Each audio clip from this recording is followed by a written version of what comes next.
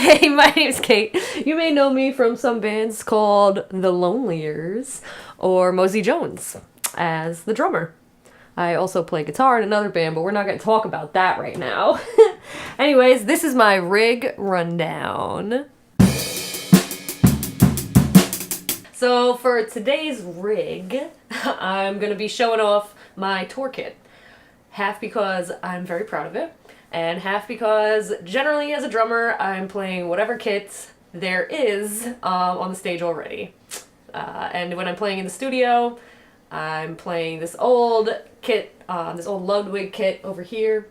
It's an Accent that I got for 25 bucks, and it's really not much to brag about, so I'm gonna brag about this. So the first feature that I'm gonna talk about here is the kick. Custom design in the front, done by moi, to try and make it look a little bit more like a kick drum. Because in reality, what this is here is a floor tom.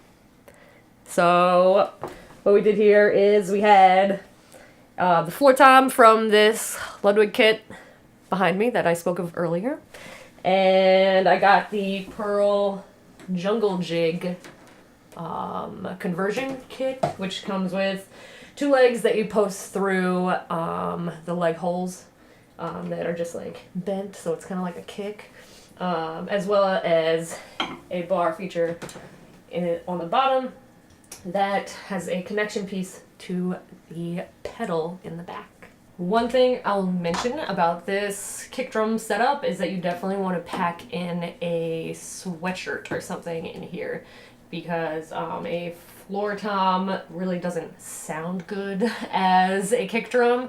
If you're playing a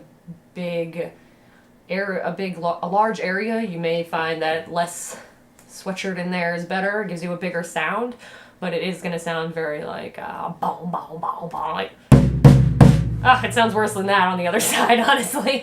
So definitely pop a little sweatshirt or something in there. Nothing huge, because that'll just dampen the sound too much, but just a little something. Another feature we have here is this cymbal arm that is attached to the hi-hat stand, which just brings over my main crash cymbal right here. Generally this has, a little clamp piece. If you see one, hit me up because it went missing. But that just ties it in so you're not bringing a whole other stand on tour with you. The less you can bring on tour, the better, in my eyes. This is not the throne that I would bring on tour, because even though it is super comfy, it's also super large and takes up a lot of room. So I generally have a smaller throne that I bring with me, but I don't have it on me right now. Sorry. Right over here, keeping in the theme of mini, I have a low tom acting as my floor tom. So basically what I did is took an old boom cymbal stand, took off the padding. This one was intentional, unlike that one, and mounted the low tom right on here, put it at a crazy little angle, and now it's kind of like a little floor tom. So here's a snare I'll bring on tour. Sounds good, people like it. I have really not much to say about it, but does its job. As for my cymbal collection, here I've got a mess load of Sabian B8s. These two here, actually, these hi-hats and this crash actually came with that $25 kit that I was talking to you about earlier. They've stayed in pretty awesome shape for the past 11 years. Right now they have a little bit of a crack right here on the crash, so I'm also going to be in the market for one of these at some time soon. Right here I've got just a little B8 ride, just pretty basic but gets the job done, and here a B8 Pro 16-inch. Gives a little bit brighter sound in contrast to this 17-inch B8.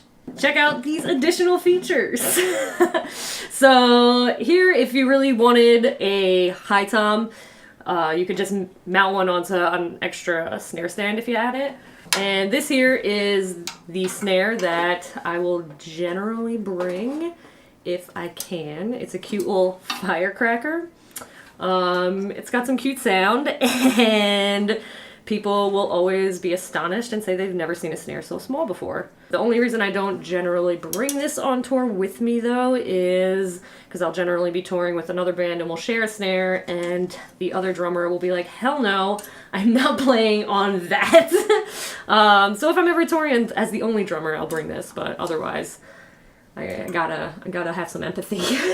I have also sometimes played in smaller acoustic venues where I need to make this even smaller because they don't really want to hear all of the drums. So I'll generally take away maybe these two cymbals right here. Sorry, I had to think about that. So I'll take away these two cymbals, I'll take away the snare, I'll take away the floor tom, and just have the kick, use the hi-hat as the snare, and use the crash cymbal just for some light sounds along the way. If I really wanted to get mini with it, I would definitely take out everything on this side and just replace this right here with a little splash action and really throw everyone for a loop. And probably put my reputation in harm's way. Right here on the floor tom, I have just a little Vic Firth Bag. It closes up real nice and tight. It has two little hooks, so you can just hook it on straight to the floor tom. That way it gives you easy access whilst you're playing, but it's also neat when you're on tour because you just pack it up real small, real slim, just throw it into your gear bag and you're good.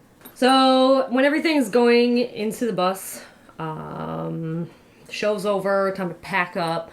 You know, as a drummer, you're the last one out there, up on the stage, you know, crying as everybody else is hanging out with their friends, but it's fine. We pop everything away in just a couple bags. Cymbal bag, keep all your cymbals just in one place, keep them nice and safe, keep them so they're not, you know, rattling around and crashing whilst you're trying to not crash in your vehicle. Just a snare bag to keep your snare safe because you know that stuff is super delicate. And then we also have everyone's favorite and least favorite piece of baggage right here. This is where all of the cymbal stands, all of the hardware, the snare stands, that jungle jig contraption I was telling you about, that's where all of that goes. Makes it really easy to bring everything in at once and everything out at once, but it does get super heavy, so just keep that in mind. Besides that, the kick drum and the tom just stay on their own, and we hope for the best. I guess you could theoretically pack the floor tom into the kick drum while traveling. The only danger in that is really damaging the skins from the inside out, as well as it's kind of a pain to loosen those lugs and tighten them over and over and over again. I always bring a crap ton of sticks as well. As you know, if you're a drummer, they break. You don't want to go stopping at a music store and trying to hope that they have a pair of sticks that you like. I personally use the Vic Firth Extreme 5A ends with some Pro Mark tape on them. I put the tape on because, one, it looks cool. Two, I guess it makes them more grippy. Don't really notice. But also, you know who else is trying to play with your sticks as well. Shout outs to people in the skates. So thank you guys for stopping by and checking out my rig rundown. I hope that this has been at least semi-informative for any of you drummers who are going out and touring and really want to compact the size of your kit so that it fits in your tour bus or in your minivan or in your sedan or in your smart car, whichever, all right?